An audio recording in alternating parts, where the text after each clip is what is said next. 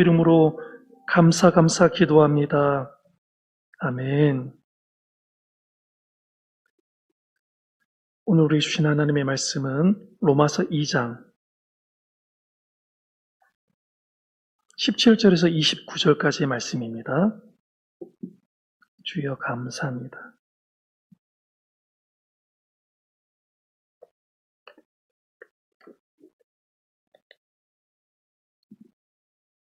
로마서 신약성경 241페이지 로마서 2장 17절에서 29절까지의 말씀입니다.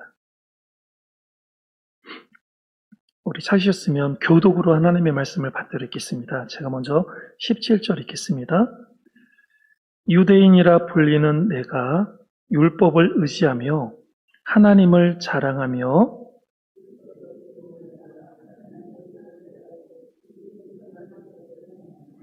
맹인의 길을 인도하는 자요 어둠에 있는 자의 빛이요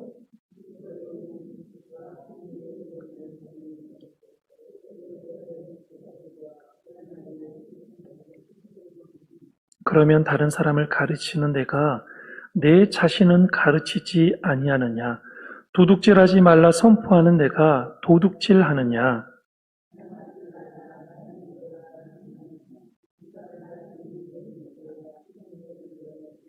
율법을 자랑하는 내가 율법을 범함으로 하나님을 욕되게 하느냐?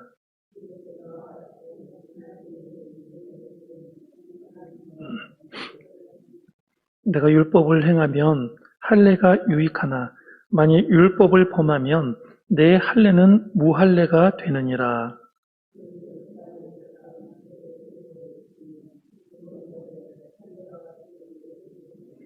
또한 본래 무할례자가 율법을 온전히 지키면 율법 조문과 할례를 가지고 율법을 범하는 너를 정죄하지 아니하겠느냐.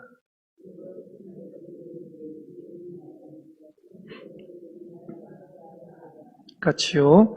오직 이면적 유대인이 유대인이며 할례는 마음에 할지니 영에 있고 율법 조문에 있지 아니한 것이라. 그 칭찬이 사람에게서가 아니요 다만 하나님에게서니라. 아멘.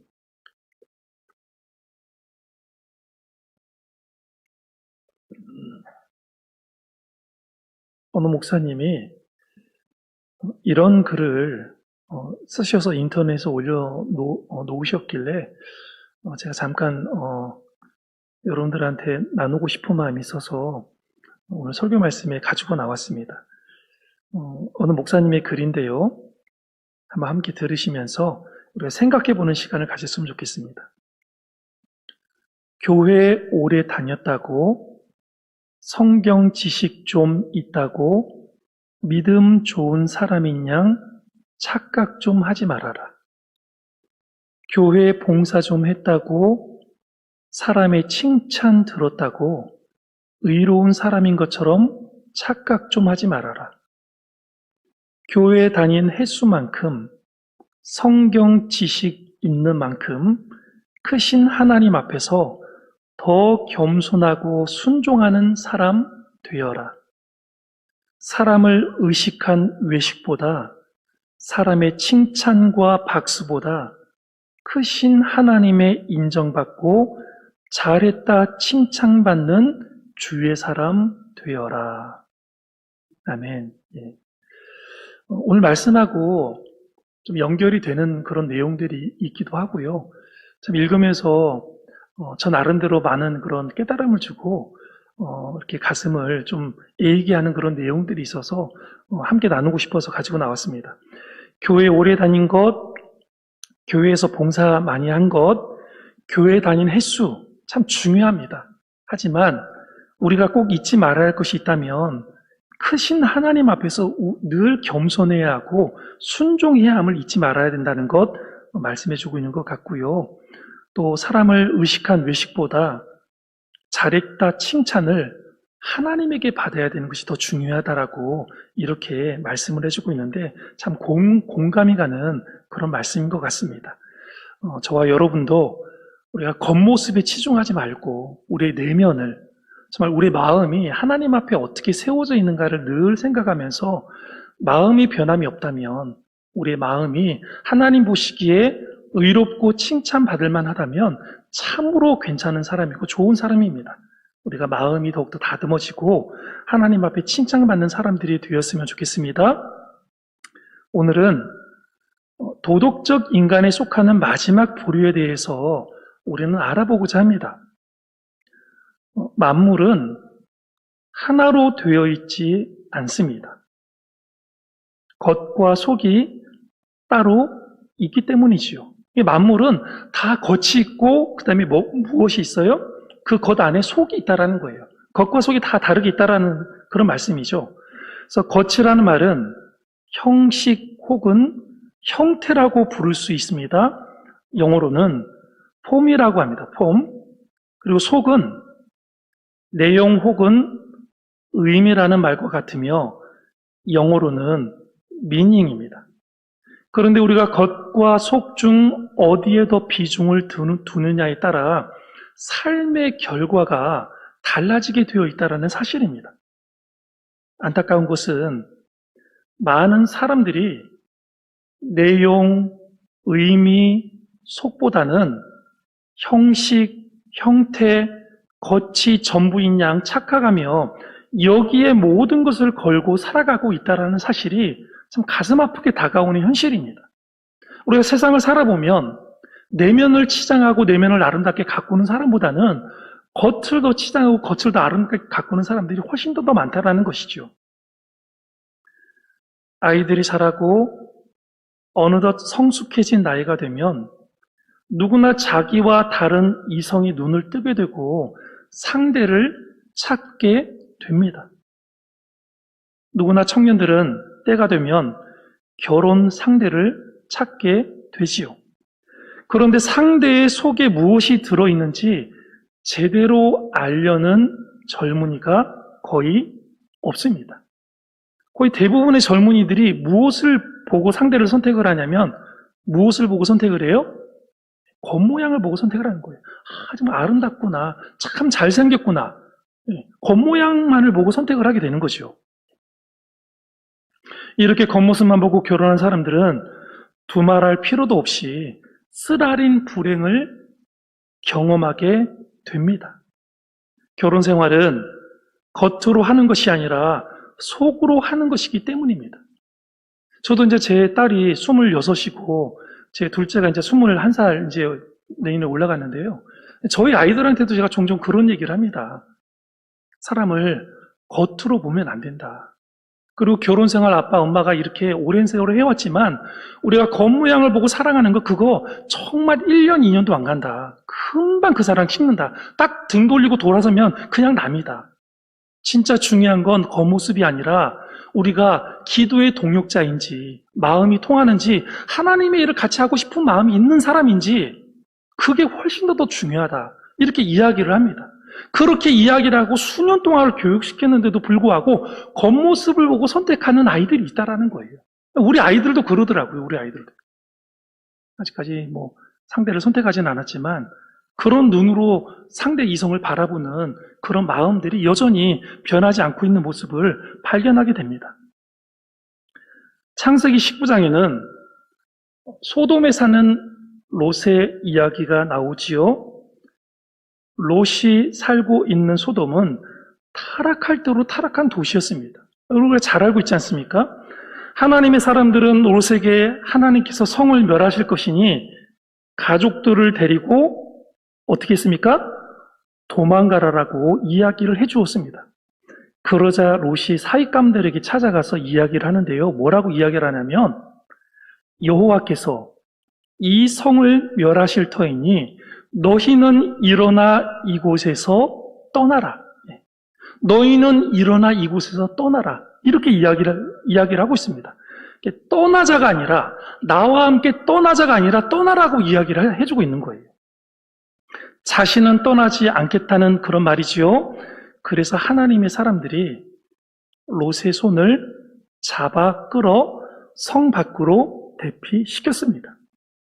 그런데 롯은요, 성을 나와서도 소알이라는 작은 성에 머물렀습니다. 소알은 소돔과 가장 가까운 성이었습니다. 소돔, 무너지는 그 소돔성 바로 옆에 제일 가까이 있는 그런 소알이라는 성에 가서 피신을 하게 되었다라는 것이죠. 롯이 이같이 행한 이유는 소돔에 대한 미련이 남아 있었기 때문입니다. 타락한 도시 소돔에 왜 그토록 미련이 많았겠습니까? 이유는 하나입니다. 소돔의 겉모습 때문입니다. 소돔은 화려했습니다. 모든 것이 번쩍번쩍했습니다.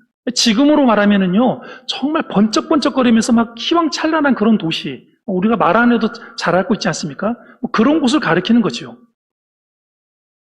반면 헤브론은 소돔에 비해 겉모습이 형편없었습니다. 그런데 아브라함은 그런 헤브론에서 끝까지 자리를 지킵니다. 왜입니까? 속을 보았기 때문입니다. 하나님과 교제하는 그곳에 영원하신 하나님의 권능이 함께하는 줄 알았기 때문에 아브라함은 결코 겉모습에 현혹되지 않았습니다. 믿음이 무엇입니까? 겉을 보지 않고 속을 보는 것입니다. 믿음은 속을 보는 것입니다. 껍질이 아니라 알맹이를 보는 것입니다. 겉을 치장하는 것이 아니라 속을 단장하는 것이 믿음이라고 말할 수 있습니다. 이것이 믿음이지요. 이것이요. 사무엘상 16장 7절에 이렇게 말씀을 하고 있습니다. 내가 보는 것은 사람과 같지 아니하니 사람은 외모를 보거니와 나 여호와는 그다음 뭐라고 그러셨습니까? 중심을 보시는 거예요. 중심. 하나님은요 겉을 보시는 분이 아니에요. 어떤 성이든 어떤 사람이든 중심을 보시는 분이 하나님이십니다. 하나님께서는 겉을 보시는 분이 아니라 속을 보시는 분이십니다. 이처럼 하나님과 같은 시선을 가진 사람이 믿음의 사람이라고 말할 수 있다는 것입니다. 그렇다면 죄란 무엇입니까? 죄는요, 겉만 보는 것이 죄입니다. 진리와 진실은 절대로 겉에 담겨 있지 않습니다. 그러므로 겉만 보고 판단하고 행동하면 죄악의 결과로 귀결될 수밖에 없다라는 사실입니다. 아담과 하와가 우리가 잘 알듯이 선악과를 따먹었습니다. 그런데 창세기 3장 6절은 선악과 나무에 대해서 뭐라고 기록을 해주고 있습니까? 먹음직도 하고 뭐라고 그랬어요? 보암직도 하고 지혜롭게 할 만큼 탐스럽기도 한 나무라라고 그렇게 전하고 있습니다. 겉은 이토록 탐스러웠지만 그 속에는 무엇이 들어있었습니까? 죽음이 들어있어요. 죽음이.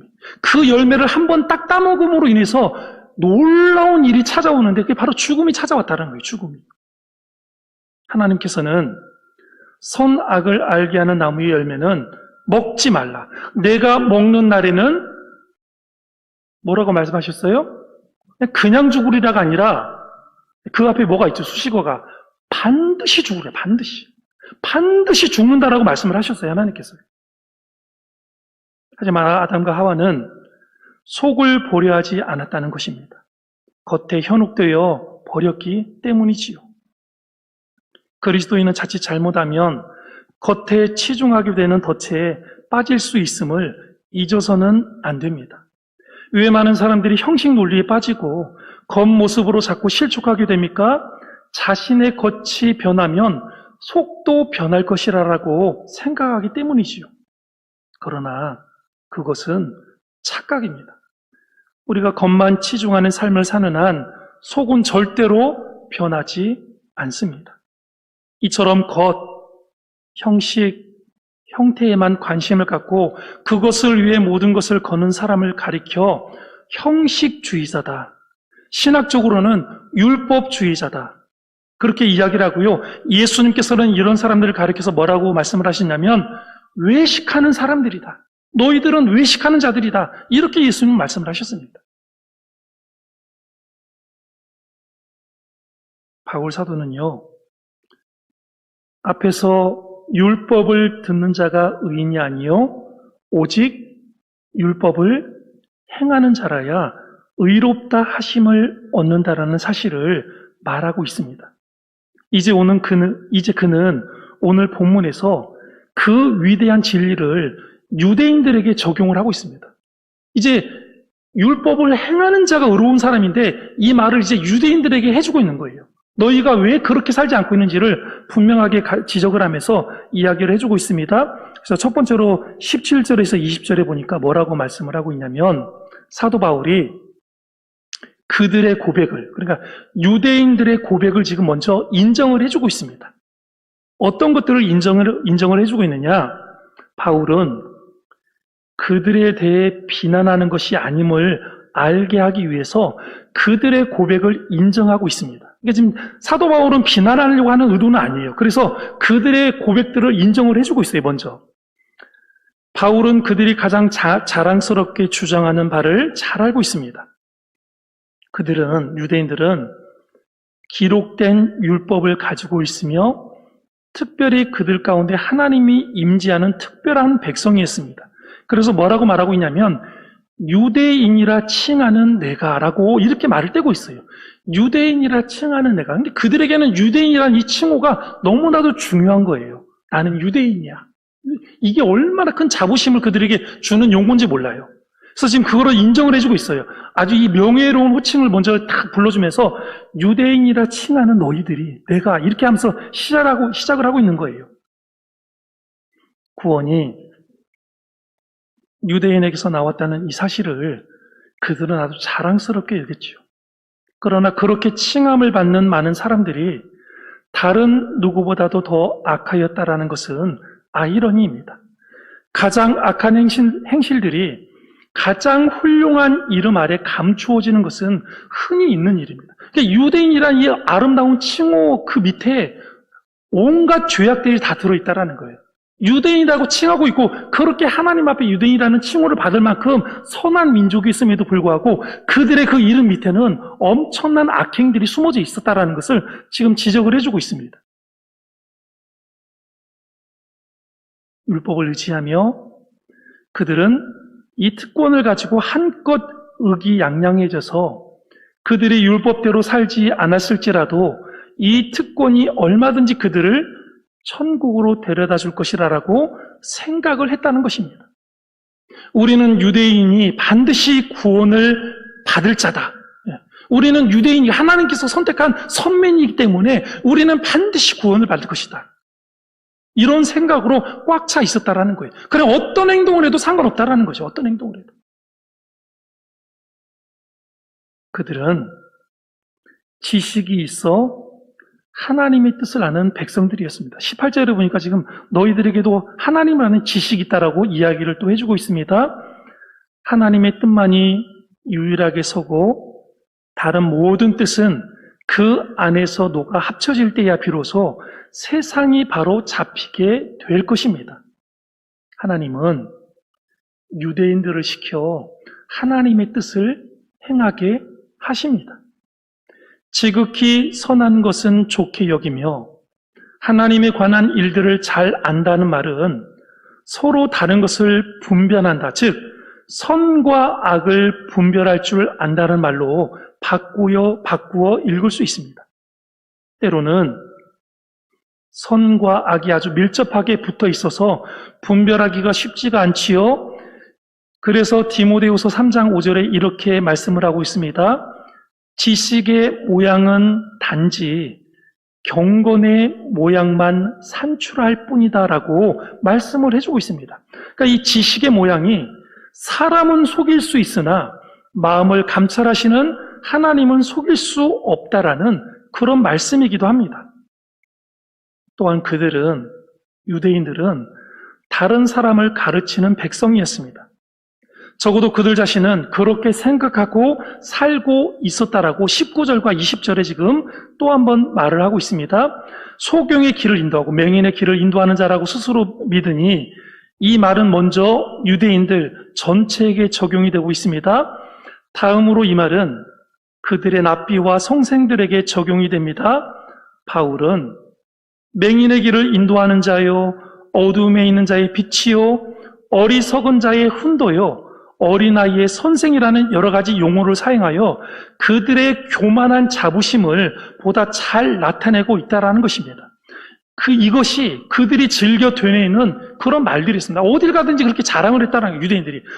우리는 맹인들을 인도하는 사람들이고, 어두움에 있는 자들이 우리는 빛이고, 어리석은 자들의 훈도고, 또 어린아이의 선생이다, 우리는 그런 사람들이야. 라면서 막 온갖 자부심을 가득 세워가지고 그렇게 살아가고 있는 사람들이에요, 유대인들이요.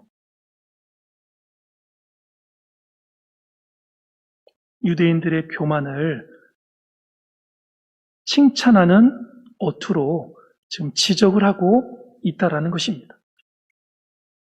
그럼 두 번째로, 유대인들을 바울은 더욱더 자극을 하고 있습니다. 21절에서 24절에 보니까 유대인들에 대한 그런 잘못된 행실들을 더욱더 자극을 하고 있는데, 바울이 유대인들을 자극하는 말을 하는 이유가 있습니다. 왜 그들을 이렇게 자극하는 말을 하고 있는지 그 이유가 있는데요. 유대인들은 알면서도 죄를 지었습니다. 알면서도. 즉 다른 사람에게 하지 말라고 가르친 것을 자신들은 스스럼 없이 범했다라는 것입니다. 도덕질을 하지 말라라고 반포하는 내가 도덕질을 하고 있느냐. 21절에 이렇게 시작을 하고 있습니다. 가르치는 일은 가정에서부터 시작하는 일종의 사랑의 행위입니다. 물론 가르치기만 하는, 거기에 그쳐서는 안 됨을 알고 있습니다. 그런데도 바리새인들은요, 자기들이 설교로 세운 것을 생활로 무너뜨리고 있다는 것입니다. 그러니까 사람들 앞에 서가지고는 온갖 좋은 말로 설교를 하고 온갖 좋은 말로 가르치는 듯 하면서 그 자리에서 딱 내려오면 자기 자신들이 똑같은 죄를 범하고 있다는 거예요.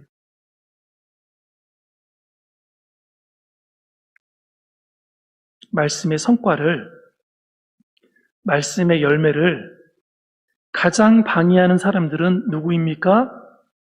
자신들이 전하는 선한 교훈에 어긋나는 생활을 하는 자기 자신들이라는 것을, 유대인 너희들 스스로라는 것을 바울이 지금 지적을 해주고 있다라는 것입니다. 즉 그들은 강단에서는 언제나 설교를 잘하지만 유감스럽게도 강단을 떠나서는 아주 형편없는 생활을 하는 것입니다. 자기가 가르치고 훈계하는 모든 말과 반대로 살아가는 인생들임을 바울은 거침없이 말하며 지금 지적을 해주고 있습니다. 그들은 그들의 죄로 하나님의 이름을 욕되게 하고 있다라고 23절과 24절 말씀에 말씀을 해주고 있습니다. 그들이 자랑하는 하나님과 그의 율법이 그들에게 영광이 된 반면에 그들 자신은 하나님과 율법을 믿지 않는 사람들로 하여금 기독교를 비난하게 만들어서 하나님과 그의 율법의 치욕거리가 되고 있다라는 것을 지금 말씀을 해주고 있습니다. 하나님의 말씀이 영광이 되었다면 그 말씀을 가르치는 그 사람들도 그 영광이 빛나는 삶을 살아야 되는데 유대인들이 그렇게 살지 못하고 있었다라는 거예요. 우리가 교회에서 이렇게 좋은 말씀을 듣고 성경 공부를 하고 우리가 바르게 살아야 된다고 다짐을 했음에도 불구하고 세상에 나가서 세상 사람들이 사는 똑같은 생활 방식으로 살아가게 된다면, 그들이 하는 똑같은 거짓말로, 그들이 하는 똑같은 사기를 치면서 우리가 돈을 벌고 살아간다면 하나님의 이름이 모독을 받는 일이라는 것을 지금 사도 바울이 유대인들의 삶을 통해서 우리들에게 말씀을 해주고 있다라는 사실입니다. 네포티즘, 좀 어려운 말이긴 한데요. 네포티즘이라는 말이 있습니다. 네포티즘. 이게 무슨 말이냐면 우리나라 말로 해석을 해보면 족벌주의, 친족주의. 그러니까 자기의 가족과 친족들을 위해서만 모든 권력을 사용하는 것을 뭐라고 말합니까? 네포티즘이다, 이렇게 말합니다. 네포티즘. 그래서 자기 친족이나 가족에게 관직을 주고 지위를 주고 명예를 부여하는 그런 모든 행위들을 가르쳐서 네포티즘이라고 말을 하고 있는데요. 그리스도교가, 기독교가 로마 제국의 종교가 되면서 교회의 힘은 그야말로 막강해졌습니다. 어마어마해졌습니다. 교회가 힘을 가지기 시작했습니다. 교회는 순수한 신앙인의 집합체가 더 이상 아니라 세속 권력을 쥐락펴락하는 엄청난 권력의 중심이 되었습니다. 그 극점에 있는 어떤 교황들이 물질과 성을 매개로 교회직을 파는 일은 그 당시에 자연스러웠습니다. 내연녀와 간통은 물론 동성애와 근친 상간 등을 서슴없이 교황들 스스로 저질렀습니다. 그 사이에서 태어난 자녀들을 차마 아들이라고 하지 못해서 뭐라고 불렀냐면 교황과 추기경과 그 안에 있는 신부들 안에서 조카다 이렇게 부르습니다. 조카다. 교황의 조카다. 자기가 낳아놓고도 그 아이들을 사생아들을 조카다라고 이렇게 부르기 시작했습니다. 교황들은 아들들을 추기경의 자리에 오르게 하여 다음 교황 선택에 영향을 끼치거나 스스로 교황이 되게 하였는데 이를 추기경 조카라라고 불렀습니다. 이것을 가리켜서 족벌주의, 친족주의를 뜻하는 영어 네포티즘의 기원이 바로 여기에서 출발했다라는 것입니다. 이 친족주의, 족벌주의가 다른 데서 출발한 것이 아니라 교회 안에서 출발을 했다라는 거예요. 교회 안에서. 이런 악한 제도는 종교개혁이 있은 후에도 한참까지 유지가 되었다고 합니다. 그러니까 종교개혁이 일어나고도 오래도록 이 교황청 안에 이런 잘못된 관습들이 계속해서 이어지고 있었다라는 것입니다. 그래서 가장 악한 교황으로는 알렉산드르 6세로 알려주고 있지만 그만 유달리 악한 것이 아닙니다. 대개 모든 교황들이 거의 그랬다라고 기록을 해주고 있습니다. 예수회를 인가하여서 종교개혁을 가능하게 하고 후덕한 평을 받고 있는 바오로 3세조차도 알렉산드르 6세, 그러니까 가장 악한 교황의 6세의 내연녀의 동생이었다는 것을 밝혀지면서 참으로 큰 충격을 주었던 사건으로 기록이 되기도 했습니다.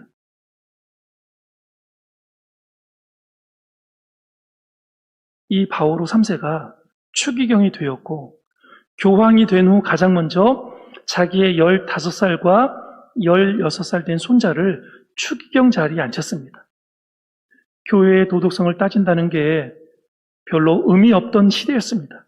참으로 이해하기 힘든 일이 로마 교회 안에서 자행되고 있었다는 것을 오늘에서야 우리는 매스컴과 역사를 통해서 잘 알고 있습니다. 오늘의 대형교회 목사직 세습 역시 네포티즘입니다. 친족주의고 족벌주의입니다. 교회가 저지르지 말아야 될 그 큰 죄를 교회 안에서 저지르고 있다는 것입니다. 바울이 유대인을 향하여 하는 날선 책망은 오늘 교회 지도자들이 들어야 마땅한 내용입니다. 어느 교회 목사님이 하시는 말입니다. 자기의 딸이 한 번은 자기에게 이렇게 말하더랍니다. 아버지, 설교 말씀에 공감하지 못하는 것은 아닌데 아버지의 설교를 들으면서 큰 꾸중을 듣는 것 같아서 참 설교를 들으면 마음이 아파요 라고 딸이 아버지에게 이야기를 했다고 합니다. 그래서 깜짝 놀랐다고 합니다. 자기도 모르는 사이에 몽학 선생이 되어서 교우들을 야단치는 설교에 익숙해졌던 모양입니다. 고단한 인생길에서 이리저리 지친 교우들을 위로하고 격려하여 하나님 나라의 가치와 질서를 오늘 여기 이 땅에서 살아낼 용기로 바꾸어 주어야 하는 것이 목회자가 해야 될 일인데 그런 역할을 하기는커녕 교우들을 계속해서 말씀으로 책망하고 야단을 치고 막 호통을 치고 해가지고 그렇게 위축하게 만들어 놓은 것 같아서 자기가 딸의 그 말을 듣고 큰 회개를 했었다라는 그런 어느 목사님의 고백을 들은 적이 있습니다. 성경의 모든 책망은 다른 사람이 아닌 나에게 주는 말씀을 기억하게 된다면 우리가 그 모든 말씀을 나에게 먼저 적용한 그 말씀을 나누게 된다면 책망이 아니라 야단이 아니라 살아낼 용기로 하나님의 나라의 질서를 세우는 그런 생명의 말씀으로 나누게 될 수 있다라는 것입니다. 오늘 2장 24절에 이렇게 기록을 하고 있습니다. 우리 2장 24절 함께 한번 읽어볼까요? 시작. 기록된 바와 같이 하나님의 이름이 너희 때문에 이방인 중에서 모독을 받는도다. 유대인이라고 칭하는 너희 때문에 지금 누구의 이름이 모독을 받는다고요? 하나님의 이름이 모독을 받고 있다는 거예요. 하나님의 이름. 바울이 당시 유대인을 향하여 하는 이 꾸중은 가장 먼저 목사인 제가 먼저 들어야 될 야단입니다. 부끄럽고 민망한 우리의 삶이 얼마나 많이 있습니까? 교회 성장이니 목회 성공이니 하는 수사와 이력은 사실 우리 인생에 하나님 앞에 섰을 때 아무런 이력도 아니고 아무것도 아닙니다. 본질을 잃어버린 교회가 제 아무리 성장하면 그게 무슨 의미가 있으며 세속 가치관에 젖은 채 추기경의 붉은 옷을 입고 교황의 흰 옷을 입는다고 뭐 대단한 자랑거리가 되겠습니까? 오늘날 교회들이요, 경건의 모양은 있지만 생명의 말씀이 없다면 하나님 앞에서 우리가 아무것도 아니라는 것을 우리가 잘 알고 있지 않습니까? 그러니 우리는 겉모습으로 거룩한 척 하면서 살아가는 인생이 아니라 우리 안에 하나님의 말씀이 살아서 움직이고 그 살아서 움직이는 하나님의 말씀을 제대로 가르치게 될 때에 가르치는 목사나 배우는 성도들이 하나님께서 기뻐하시는, 하나님이 보시기에 참으로 복되다 훌륭하다라고 칭찬해 주시는 그런 성도들이 될 줄로 믿습니다. 중세 천년은요, 교회의 영광의 시대였지만 주님의 뜻을 찾기는 어려웠습니다. 그래서 르네상스의 개관시인 페트라르카라는 사람은 그 시대를, 로마 교황의 부흥했었던 그 시대를 교회의 암흑시대다라고 이렇게 이야기를 했습니다. 아니, 종교의 암흑시대다라고 말을 했습니다. 그리고 더 나아가서 그 뒤에 많은 사람들이 뭐라고 이야기를 했냐면 하나님이 죽은 시대다. 교회의 영광은 있고 온갖 성의를 있고 휘황찬란하고 그렇게 아름답고 그렇게 좋은 교회가 많이 있었지만 그 안에 하나님이, 살아계신 하나님이 전혀 느껴지지 않는 1000년, 1500년의 역사였다. 이렇게 평가를 하고 있다라는 사실입니다. 오늘 대한민국 동네마다 교회가 이렇게 많은데, 교회가 이렇게 많죠. 우리 주변에 반경 1km 안에 교회가 몇 개가 있습니까? 5개, 6개가 있죠. 1km 안에. 얼마나 많은지 몰라요. 얼마나 많은지. 이렇게 많은데요. 어린이 행복지수와 청소년 자살률과 사회복지 지출 예산과 공공부문 여성을 돕는 비율과 삶의 만족도는 OECD 몇이나 될까요? OECD 몇일까요? 제가 왜 물어보겠어요? OECD 그 많은 국가 중에 꼴찌래요. 꼴찌, 우리나라에 꼴찌래요. 모든 것이 다 꼴찌래요. 모든 것이요. 교회가 이렇게 많고 이렇게 기도하는 사람들이 많은 이 대한민국인데도 불구하고 그 어려운 시절에 어려운 사람들을 돕는 비율들과 그 사람들을 국가가 책임져야 될, 그 감당해야 될 부분들이 OECD 꼴찌라는 거예요. 꼴찌요.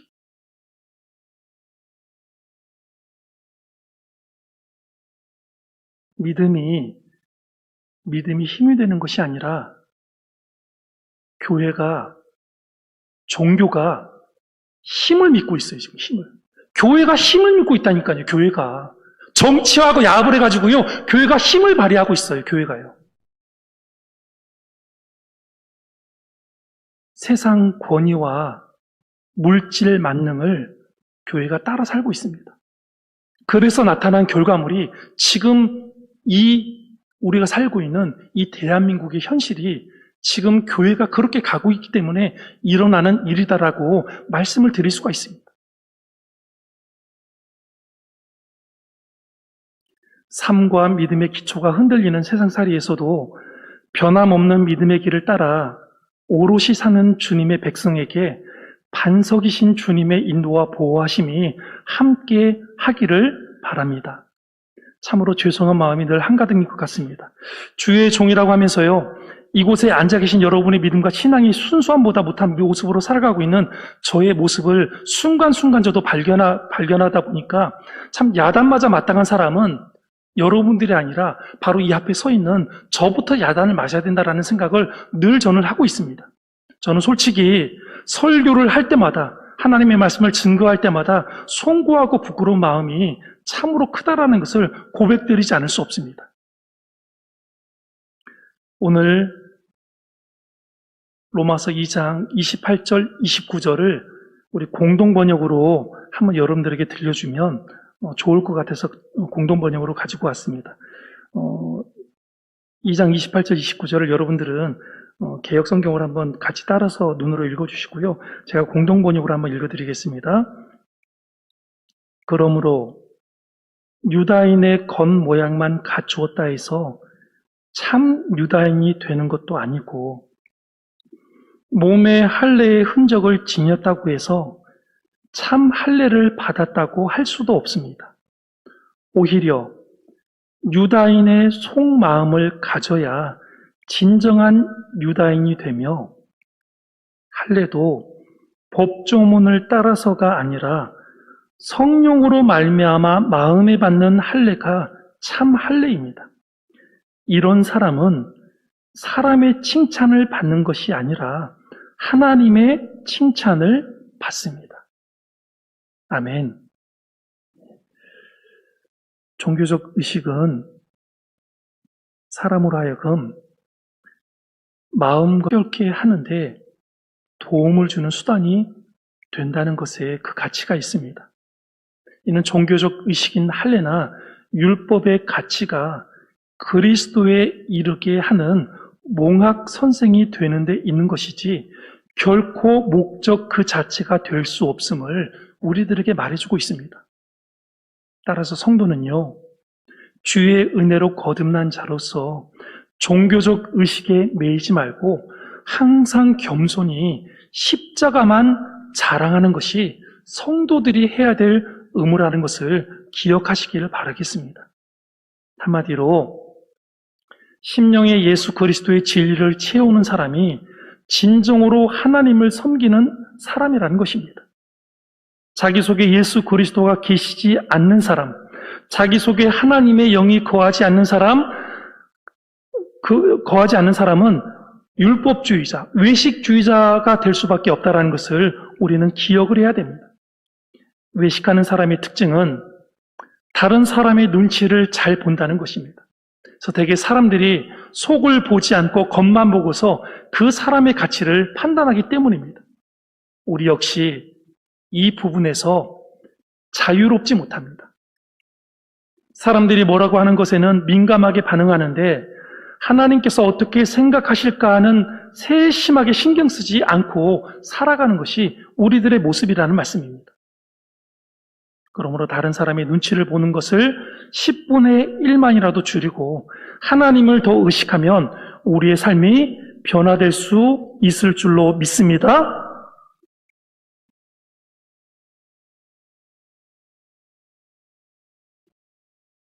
오늘날 우리 교회 안에는 무엇이 있습니까? 우리의 가정 안에는 무엇이 있습니까? 이 시간 우리 속에는 무엇이 들어 있습니까? 만약 우리 속에 예수 그리스도의 살아있는 복음이 들어있지 않다면 아무리 열심히 봉사하고 헌신해도 예수님께서 질타하셨던 외식주의자가 바로 우리 자신일 수밖에 없음을 잊어서는 안 될 것입니다. 과연 우리 교회와 우리 마음에는 무엇이 들어있습니까?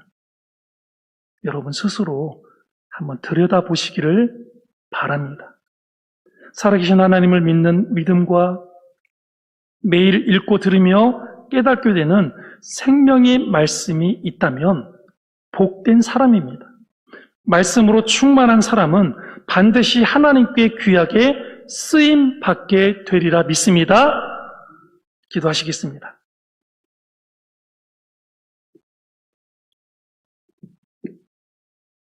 사랑이 많으신 하나님, 정말 우리가 율법주의자, 외식주의자는 아닙니까? 다른 사람이 나를 어떻게 보아주는지, 다른 사람이 나를 어떻게 평가해 주는지에 우리가 너무나 신경을 쓴 나머지 정말 하나님께서 기뻐하시는 내 내면의 모습은 가꾸지 못하고 그렇게 어리석게 살고 있는 인생들은 아닙니까? 말씀과 정반대되는 그런 삶을 살아가고 있는 것이 나의 모습은 아닌지 이 시간 돌아보게 됩니다.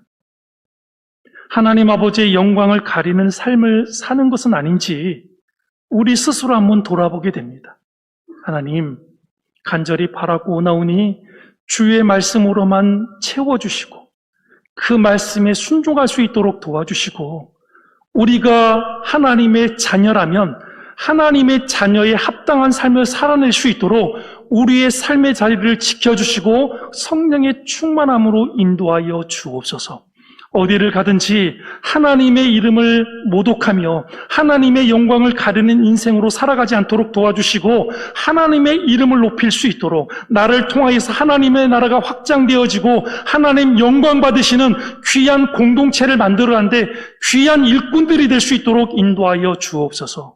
우리 은진교회가 가야 될 길이 참으로 멀고 험난합니다. 하나님 아실 줄로 믿습니다. 믿음의 일꾼들이 필요합니다. 순종의 일꾼들이 필요합니다. 하나님 도와주셔서 그 믿음의 자리, 순종의 자리 내가 채울 수 있도록 도와주시고 사람이 어떻게 말하든지 간에 내가 순수한 믿음을 잃어버리지 아니하도록 도와주시고 주님을 보고 일하는 것이니 주님만 바라볼 수 있도록 도와주시고 주님의 평가를 받기 위해서 최선을 다할 수 있는 그런 순수한 믿음의 사람으로 이끌어 주시옵소서. 감사와 영광을 주님께 올려드렸고 예수 그리스도 이름으로 기도합니다. 아멘. 예.